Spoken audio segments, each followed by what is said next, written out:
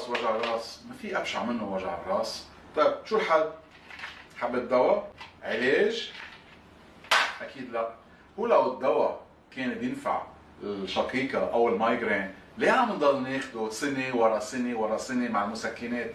لانه ما عم تعالجوا السبب تبع الشقيقة. الشقيقة لها سببين.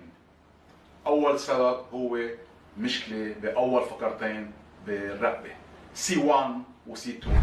بصير فيهم نوع من الاحتكاك من وراء مشكلة معينة صارت معكم بحياتكم، وهذا الاحتكاك بيعمل هالوجع على الراس القوي. فاذا عم ناخذ دواء، هل يا ترى انه رح تزبطوا الفقرات محلهم؟ ابدا.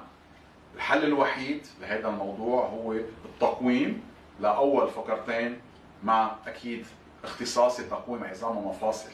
والسبب الثاني وهون المفاجأة هي انه في مشكلة بتكون بالدماغ، بمنطقة معينة بالدماغ ما عم تشتغل مزبوط، هي اللي عم تعمل وجع.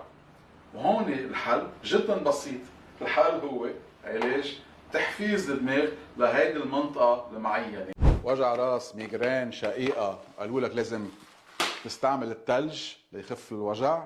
غلط، مش بهالطريقة بيستعملوا الثلج. حضار كيف بدك تنقل تحقين الدم من راسك اللي عم يعمل لك وجع لغير منطقة من جسمك. جيب جاط مي، حط فيه ثلج وفوت ايديك بهالطريقة، بصير كأنك عم تعجن عجين.